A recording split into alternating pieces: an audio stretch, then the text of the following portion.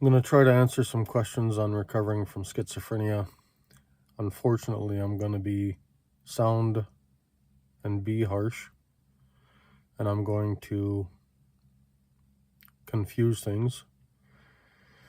And what else can I warn you about? Except but to say that I'm going to be difficult, arrogant, and ignorant.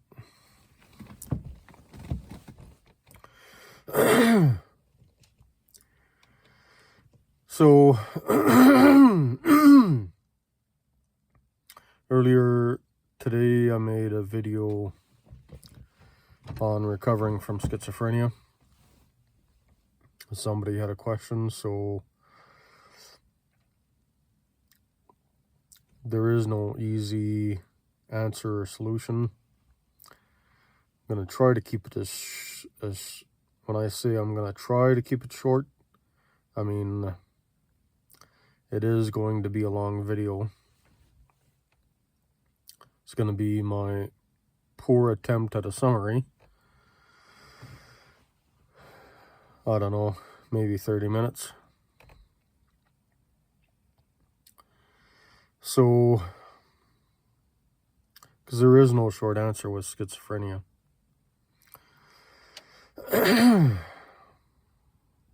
So I'll try to answer, there's different questions, several questions in this comment. And I'm going to try to address some, and I'm going to sidetrack, trying to, I think, address different concerns in my poor attempt at trying to answer this. So, first is, are you talking about recovering as in you are on medication now? So, I was diagnosed in Ontario, and my medical files did not follow me home to Alberta. So when I returned to Alberta, it's as though I'd never been diagnosed.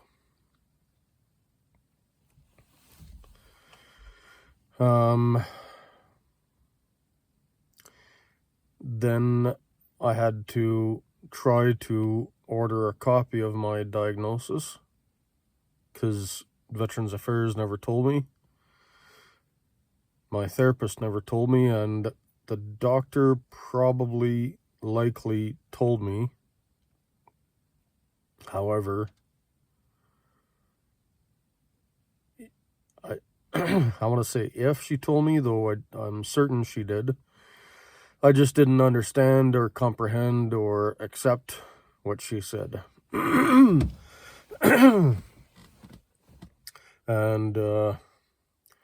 therapists just couldn't help me understand.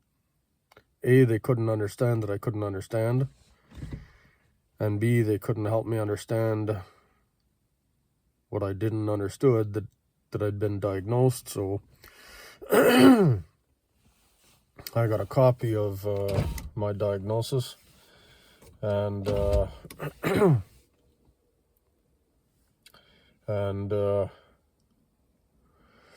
but no veteran group would help me read or understand the diagnosis. I read some words, but I just couldn't make sense of it.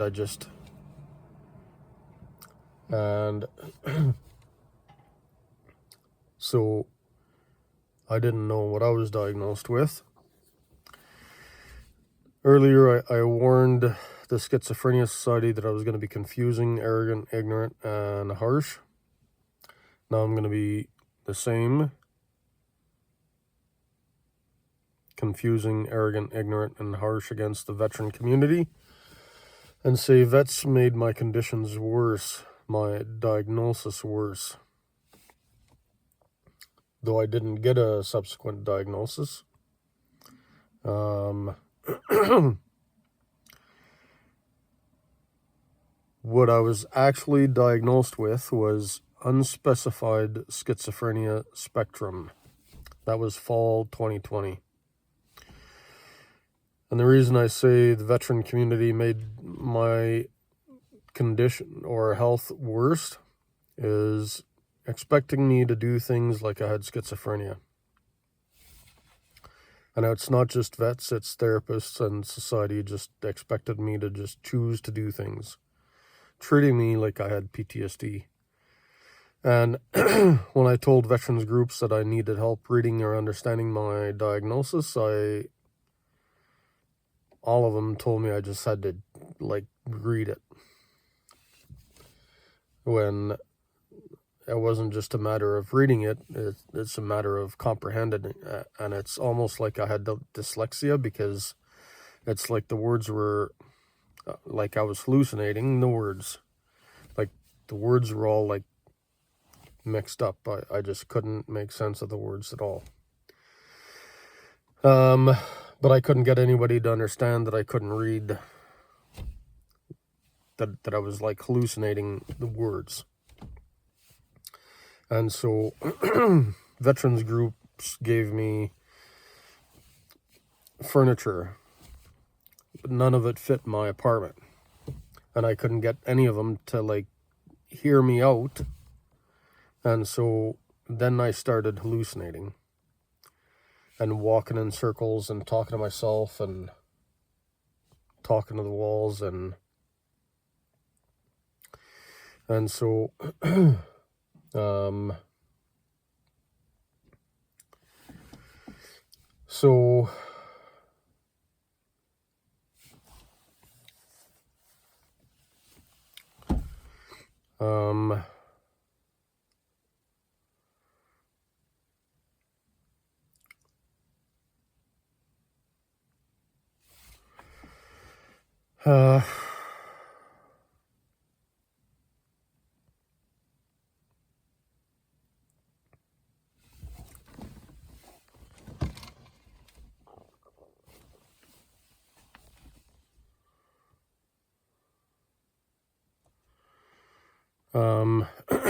now the fortunate part is it's common for soldiers to hallucinate of exhaustion, fatigue. After 30 hours or so, we often tend to start hallucinating, and that seems to be usually at night, and usually only in the first, I don't know exactly, 2 to 4 years of service. After you've got several years of service, then the hallucinations tend to go away. And so so I was used to the hallucinations, and I knew that it was, I don't know how to explain, but I knew it was fake. That my hallucinations were not real. Like I have two, I'm gonna sound weird and say favorite military hallucinations, where the first one was a raccoon that was playing hide and seek. I knew there was no raccoons in the area. No, let me back up. I knew, I was warned that I was going to have hallucinations and what it would do, but nobody knew what it would look like. It was just fake something. And so when I had that first hallucination of a raccoon hiding behind a tree playing peekaboo, it kind of took me a minute to think about it and kind of figure like that had to be fake. My second favorite military hallucination is where that I remember is where there was a dancing tree in the middle of a lake. and again, that was at night, and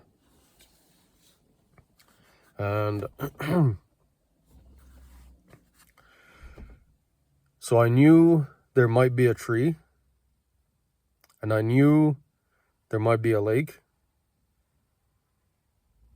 and maybe not, but the tree certainly was not dancing, if there was a tree at all.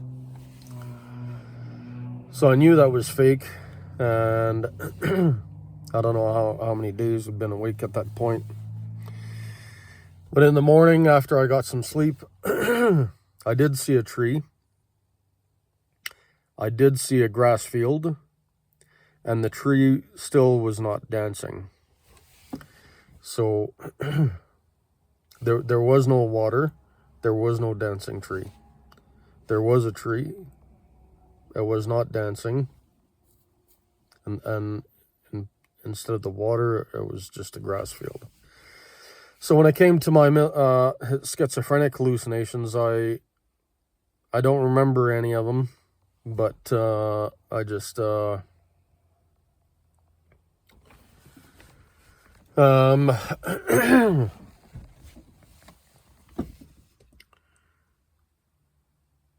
I just knew it was fake. So it kind of made it easier to like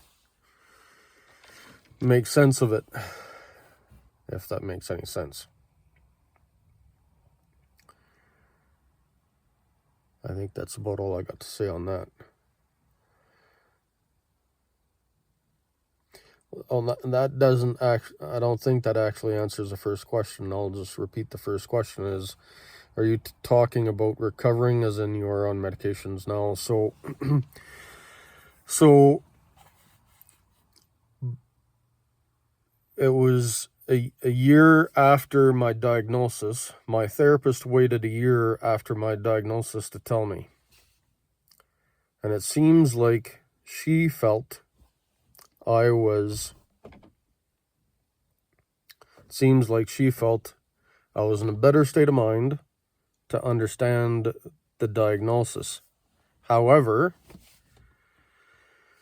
I told her I didn't understand it and that I needed more time, more therapy, more reasoning to try to make sense of what she was saying, because I still didn't understand it. And though I used the words to talk about schizophrenia, I still didn't understand it, comprehend it, accept it.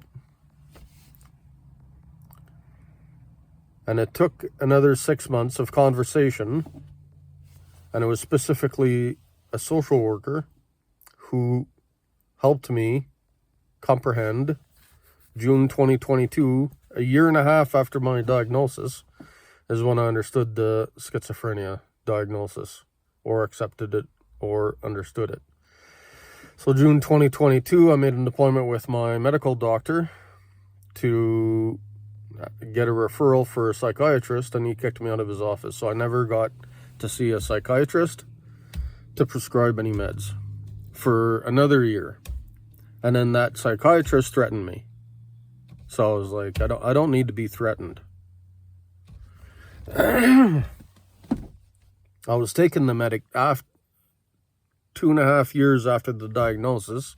I got on medication, and then the psychiatrist thought it best to threaten me. He was gonna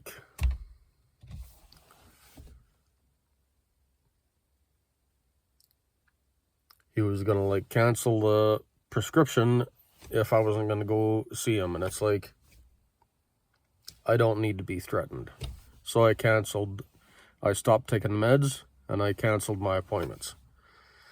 So I didn't need anybody threatening me. So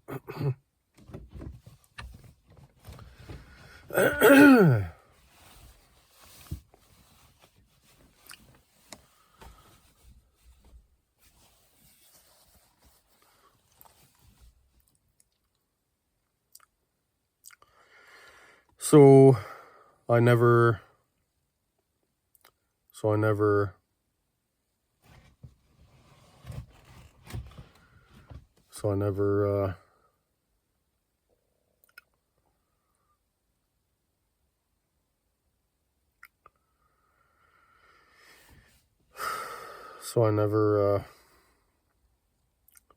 really got on any psych meds. And a better explanation of my recovery, the short explanation is, a counselor I've had in the city suggested I had done CBT on myself by myself. treating me of schizophrenia, because there's the doctor and his friends who invented CBT, Dr. Aaron Beck, had often treated schizophrenia using CBT. He invented CBT and he used CBT to treat schizophrenia. And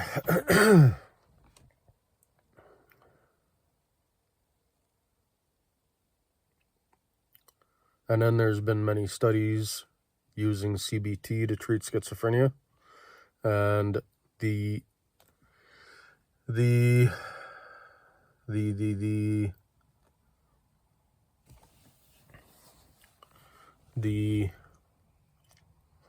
and Aaron Beck, who invented CBT, was challenged to improve it, developing CTR.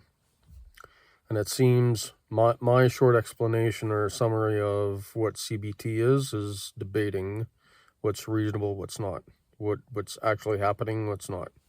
And it's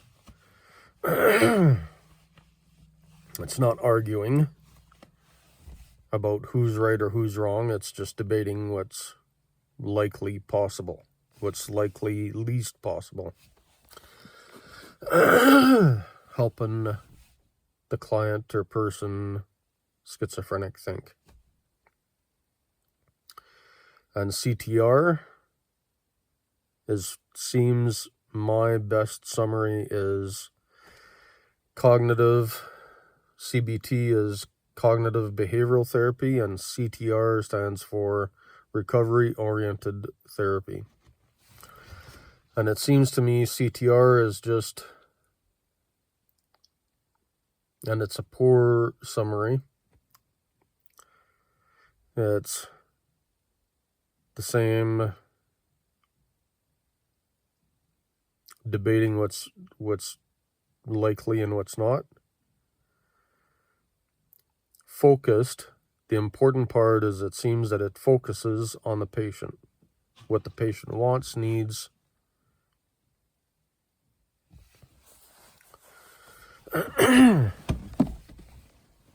And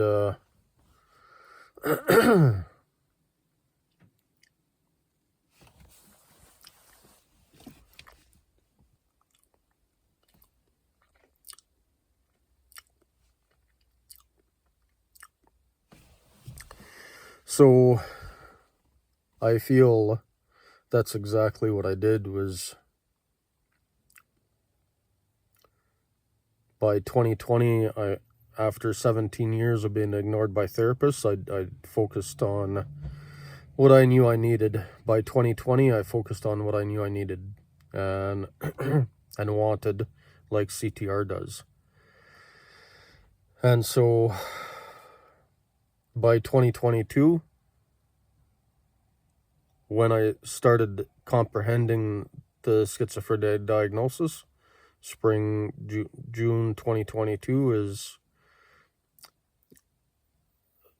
earlier, April, May,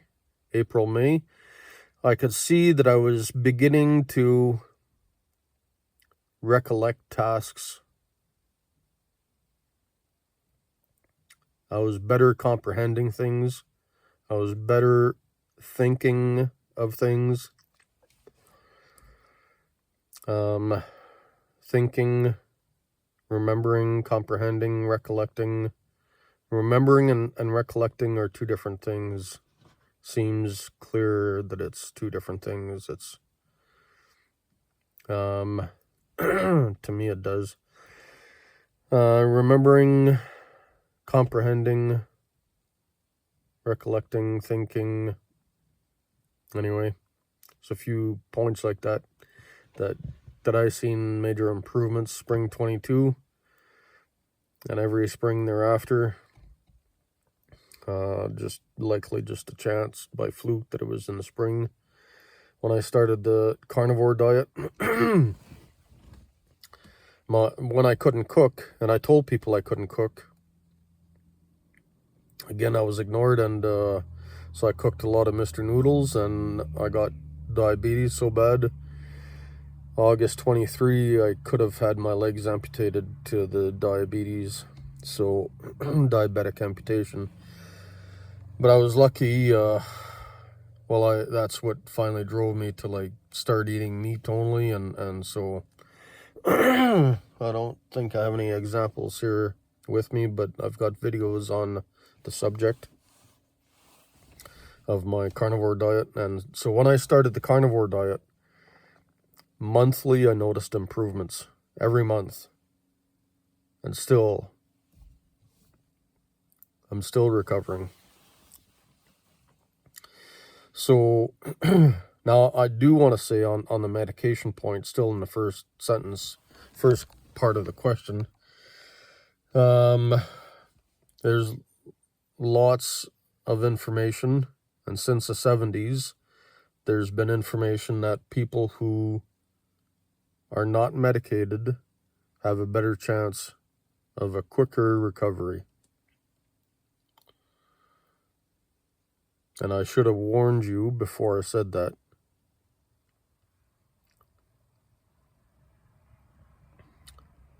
I should have warned you that I would be confusing things, because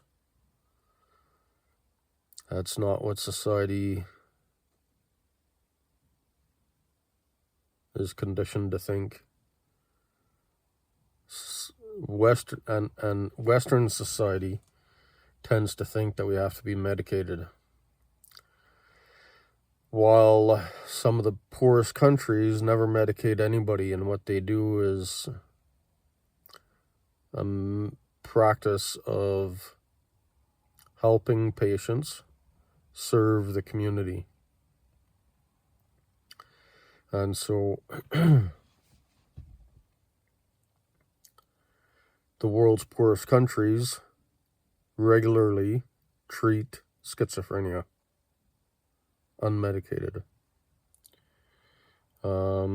Nigeria is one example that comes to mind. It's on the internet. I'm sure YouTube, there's different videos on YouTube, several videos on the subject of the world's poorest countries, like Nigeria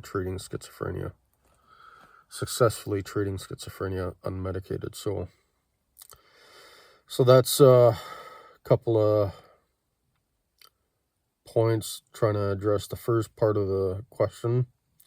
The next question is, if so, how does it feel? I already said I'm not medicated, though I want to talk about how it makes me feel. And so for years I was pissed off. I never got any support at all for the things I said I could and couldn't do. And the things I said I needed help with, I never got any support at all. So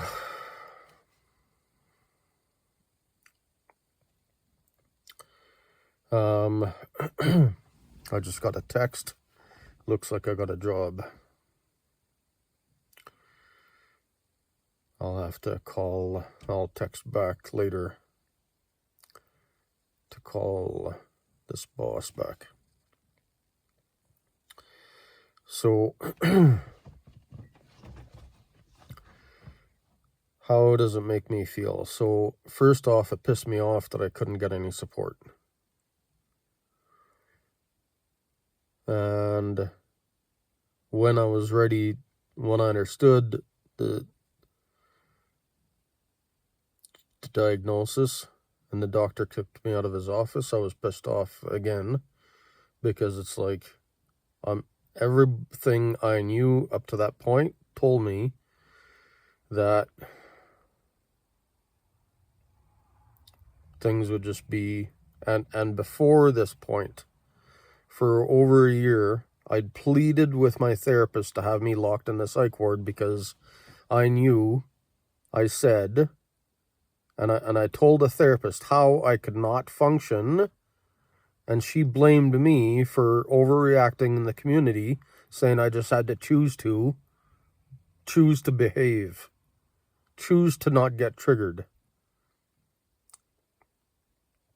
I pleaded with her to have me locked in the psych ward, and she refused to. And then when I understood the schizophrenia diagnosis and I tried to get a prescription, and the doctor kicked me out of his office and I couldn't get a prescription.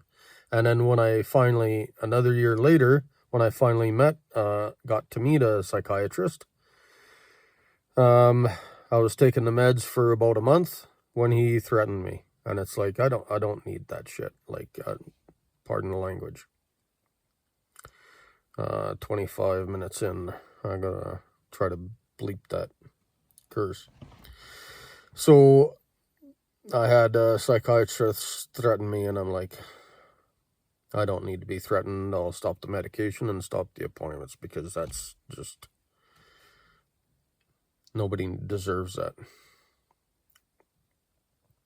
And my favorite quote to explain that is something I learned from the military, not by intention, not by words, but how I interpreted what my sergeant taught me in basic, and not by words, not by actions, just my own interpretation of what he said.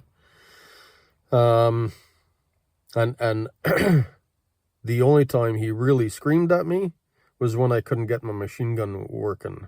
And what that told me is, the only time it's reasonable to yell at somebody at home or at war is when somebody's life is threatened. And because I couldn't get my machine gun working, my friends' lives were endangered. Even though it was just an exercise scenario. That's the only time he yelled at me in basic. And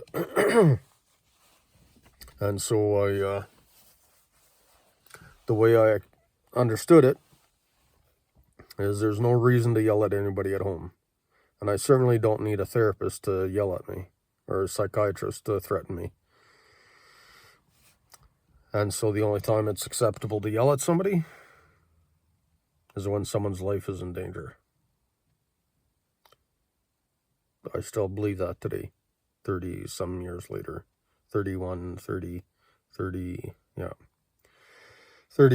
years later, I still believe that. And I'll bring that to my grave.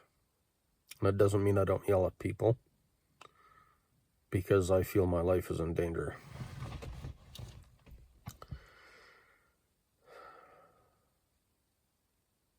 Even when they can't understand the simplest thing that I can or can't do. So I was pissed off a lot, and for a long time, and I still am, because I still can't get therapists to accept anything I say I can and can't do.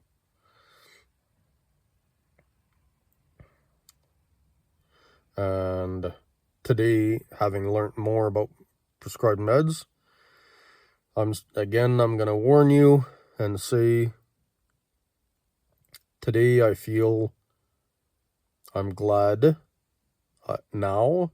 I'm glad I never took any prescribed medication, now that I've learned so much more since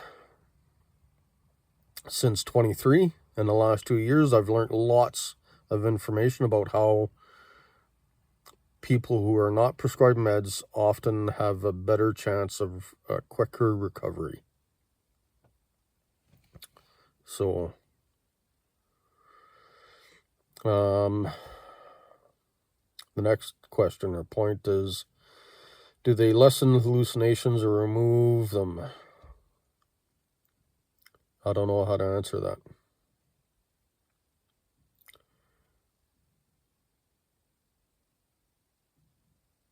I don't know how to answer. Do medications lessen hallucinations or remove them? What I might try to say is,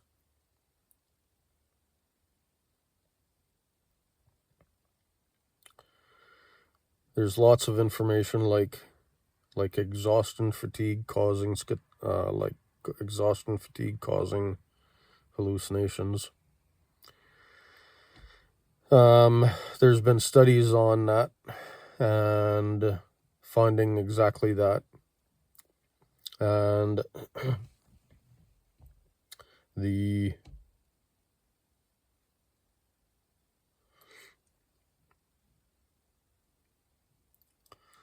And there's similar research that finds that stress, and not just stress, day to day, when we're at near 100% functioning, the average person, the smartest person on earth, cannot understand everything that's happening in our brain, fills gaps with our imagination. And so my best explanation is that when everything is confusing, and now I'm gonna have to add to this because, again, this is a confusing subject to talk about how confusing schizophrenia is. So this is me trying to warn you that I'm going to be harsh and complicated and say, Professor, I recently found, this spring I found, spring 2025, I learned of Professor Dr. Jonathan Reed from Britain, who has a mountain of information on schizophrenia. And he says it's clearly, in my own words, it's clearly traumatic stress induced. And there's known evidence that people with 3 traumas are 18 times more likely to be schizophrenic. Important is, that's 3. Now, people with 5 traumas are 193 times more likely to be schizophrenic. The equally confusing part is it's almost impossible to know for sure how many traumatic stress injuries somebody has. And so I feel we shouldn't concentrate on the number of injuries or traumatic stress. Instead, just focus on healing the worst, most, that has the biggest effect on our day-to-day life. Reducing stress, reducing the confusion. And as, like, my previous experience with hallucinations helped me deal with my schizophrenic hallucinations. The other thing I wanted to talk about on the trauma is being a military vet. I was passionate to learn about the military mental health system. And I spent a lot of time studying shell shock. And there seems to be a lot of, I don't know what word to use, but confusing information about shell shock. And so with shell shock,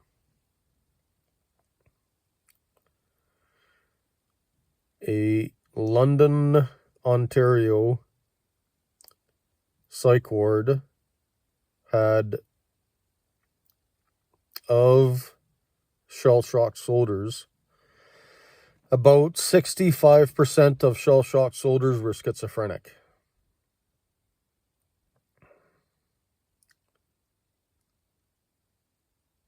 And there's a lot to be said about that, though I don't know where to start, though I think that clearly, I think that gives weight to consider what Professor Dr. Jonathan Reed speaks about in trauma, schizophrenia rooted in trauma-induced schizophrenia, is shell shock. World War I was so traumatic that it caused, shell shock causes death with zero medical wounds, soldiers would die with 0 medical wounds. With 0 medical wounds, soldiers would go blind, paralyzed, mute, incontinent, deaf, amnesic, and schizophrenic.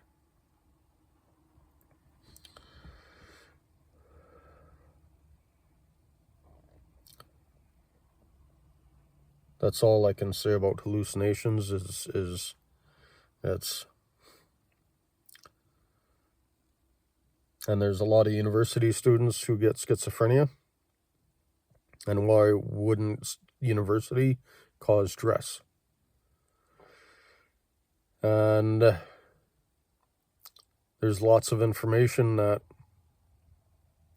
there's 3 types of students, university students, who are more likely to be schizophrenic. And they're foreign students, medical students, and law students.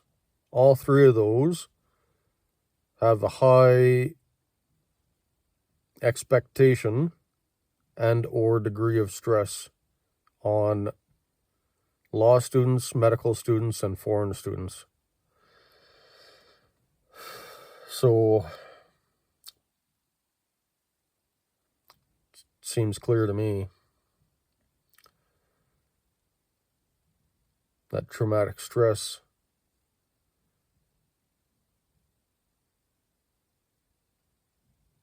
might be the more likely cause of schizophrenia.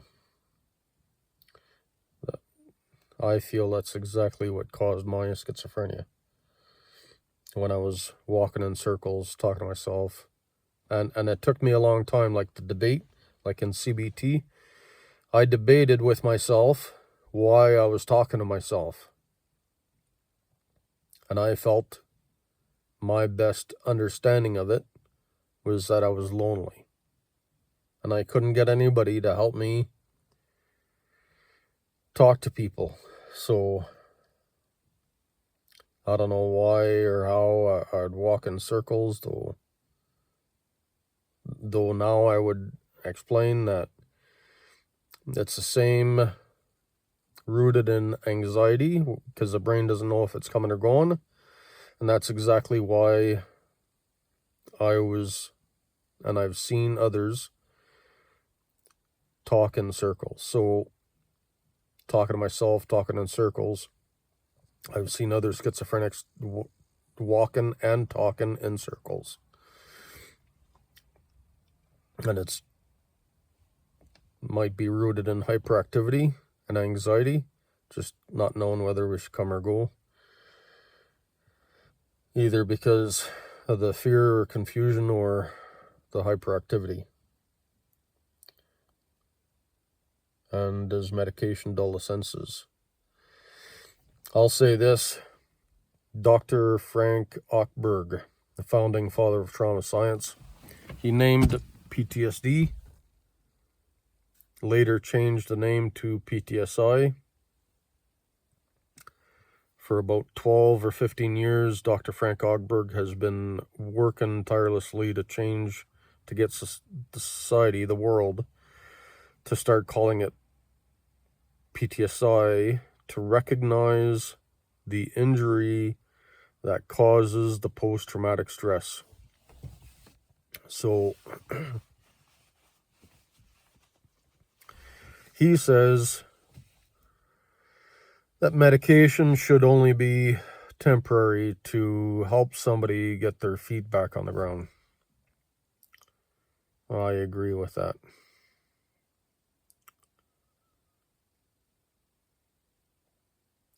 How long is debatable.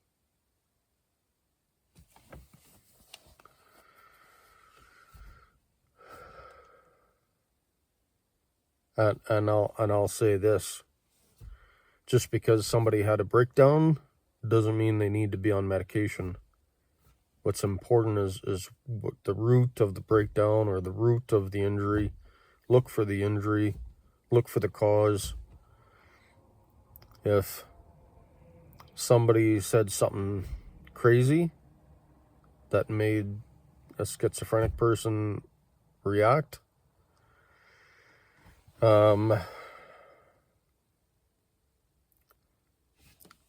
the schizophrenic person really need medication because of one person who said something they shouldn't have? I've got videos and series on Chris Voss and improving how we communicate and how to look for. I've got my own videos on how to look for, and that's rooted in improving how we communicate and what Chris Voss talks about, and how when we speak to somebody, we should look for a reaction. If they're reacting because of something I said, that's my fault. I owe them an apology. Doesn't matter how they react. And that's something society, I agree with Chris Voss. I find society is wrong to expect them to apologize to me because I said something crazy. If I said something crazy that made them react in a trigger negatively in any way, whether they cry or call me crazy, that's how they reacted because of something I said or did. I owe them an apology, not the other way around. So does somebody really need medication because I said something crazy?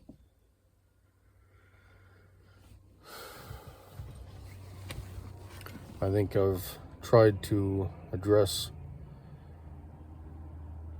The last one is, do they dull any senses? I think that's important. And so I think it's important to dull the senses. Medication is only one way to do that. Meditation, yoga, I just wrote the list earlier. Medication, yoga are two examples. There's one on the tip of my tongue that's not coming out. Relaxation techniques. Whatever, that's the third one. What I call a 5-step method, that's for another day. Though the 5-step method is really about, maybe I can summarize it. The first step is doing your relaxation technique. Whatever you prefer, grounding, music, coffee therapy, meditation. Did I say grounding exercise? Anything you find relaxing. That's the first step of the 5-step method. Second is planning to tackle the obstacle with a friend. With a friend, like a first aider. You don't go into enemy territory alone. You do it with a friend.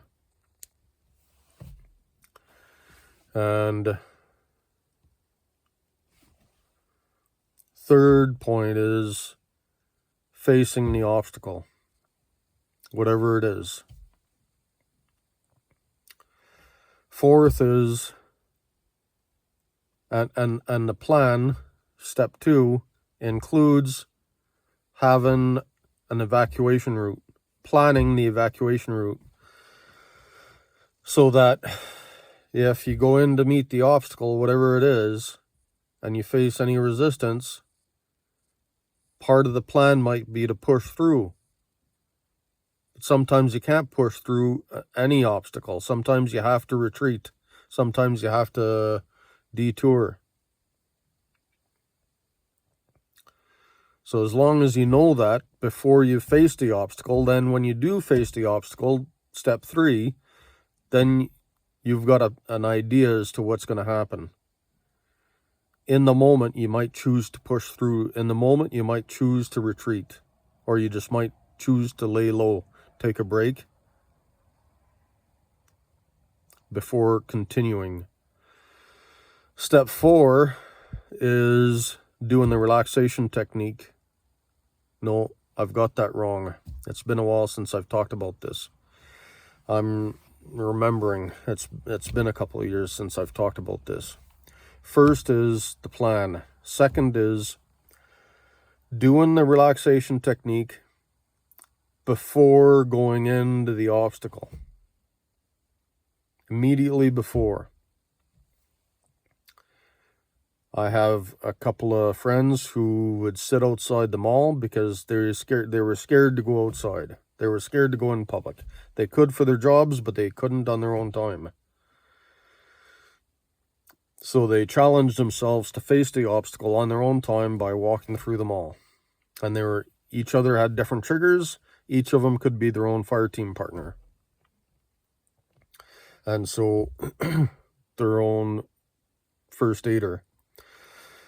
So they'd get to the mall parking lot, sit outside the mall parking lot, and they chose to do a grounding exercise. Myself, it'd be coffee therapy. They would walk through the mall with their plan, and they might sit in the store for a few minutes just to relax. Or they might push through, or they might evacuate, and they always met back at their vehicle. And back at the vehicle, no matter how it went, even if everything went great, they would go back and do a grounding exercise to relax, to prepare for the rest of the day, to unwind from the stress of having done this, facing their obstacles. And the fifth part, back to the plan, a few days later, they would do what in the military we used to call a debriefing. Now, today, it's often called an after-action review. Just to talk about how things went. After you've gotten away from that, after you've done all of that, after you've reflected on it, you can talk about how it made you feel. And so that's the 5-step method. That's one way to numb the pain before meeting your obstacle. Whatever it is that helps you relax. Often a lot of soldiers like to do yoga or meditation. I don't care what your relaxation technique is. I mean, to a certain point, but as long as it's not immoral, I think. So medication is one way to numb the pain. There are many ways to numb the pain. Choose your battle. Choose your, what's it called? Yeah, choose your battles. Which one do you want to face? Ice cream is another one. Besides coffee, I did the 5, and I still do the 5-step method all the time. I used to do the 5-step method for like every waking minute. Now, it's mostly by task, by obstacle. And I still do the 5-step method, and the ice cream I don't use so much anymore, but it's one, besides coffee, it's one of my favorites. And but it doesn't have to be ice cream. It could be cake, like at Starbucks or Tim's or my favorite coffee shop. I might get a piece of cake just to like help me unwind, relax. So the last question there was, do they dull the senses? I think it's important to dull the senses to help you face the obstacles. Even if it's just to unwind, anything to help you unwind for whatever, just to live. Because sometimes breathing is difficult. Breathing can be real difficult. So, I hope I've answered. Recovering from schizophrenia, medicated or not, best I can. Like I said, I'd talk in circles about on and off the subject, and there's a few things I wanted to touch on, though I feel I didn't, but I think that about covers some of the concerns in this question on recovering of schizophrenia. So I've done it unmedicated, mostly. I've mostly done CBT, and there's videos on YouTube about how to do CBT, cognitive behavioral therapy, on yourself, by yourself at home. And CTR, there's one book on CTR. It's absolutely a brand new theory on how to treat schizophrenia or severe illness. Not just schizophrenia, and so CTR seems to focus on what the patient wants or needs. And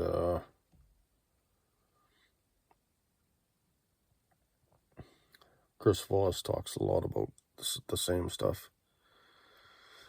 There's another, Xavier Amador talks about using labels to talk with a schizophrenic, and Chris Voss talks about using labels to talk to everybody, all the time, anytime, anywhere. Chris Voss, master negotiator, says we should use labels to talk to everybody all the time, anytime, anywhere. And in schizophrenia, they say to use labels to talk to the schizophrenic. And I agree with Chris Voss. It seems like it might be best to talk to everybody using labels, like Xavier Amador teaches in the Leaf. I think it's Leaf. Used to talk to schizophrenics, except Chris Voss, master negotiator, teaches billion-dollar CEOs to use labels on everybody all the time, anywhere. So, and he used it to talk to terrorists. Chris Voss used labels to talk to terrorists and billion-dollar CEOs. So, I think I've got some videos on using labels. Anyway, and the next couple days, I want to do a series of